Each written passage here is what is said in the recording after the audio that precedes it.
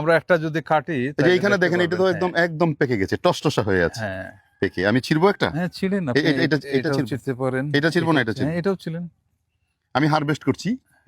বাহ কি চমৎকার। দেন আমি কাটি একটু পরে আপনাকে দিই। দেখেন সাবধান। হ্যাঁ এটা অ্যাকচুয়ালি আমরা হারভেস্ট করি এটা জানুয়ারির দিকে, তখন কিন্তু কালারটা চেঞ্জ। দেখেন রস কিন্তু পড়া শুরু হয়ে গেছে ইন দ্য মিন টাইম। দেখেন কমলার মতো চামড়া খুলে যাচ্ছে না?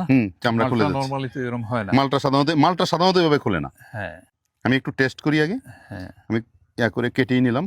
আপনার তো প্র্যাকটিস নেই ভাই, এটার মধ্যে কি চিনি মিশাইছেন? আপনি তো পারলেন গাছ থেকে, আমি কোথায় মিশাবো বলেন? আমার কাছে মানে একেবারে মিষ্টি, একেবারে ভেরি সুইট। আমরা ব্রিক্সটা একটু দেখার চেষ্টা করি।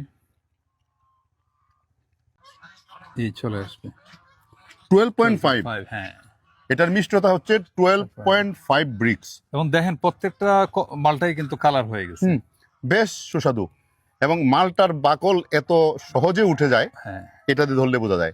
আমরা সাধারণত মালটা কি করি, একটা মালটা ছিঁড়ে পুরা কেটে তারপরে চুষে খাই, কিন্তু এটার বাকলটা খুব সহজে উঠে যায় এবং রসও তো প্রচুর। দেন একটু রসটা টেস্ট করি।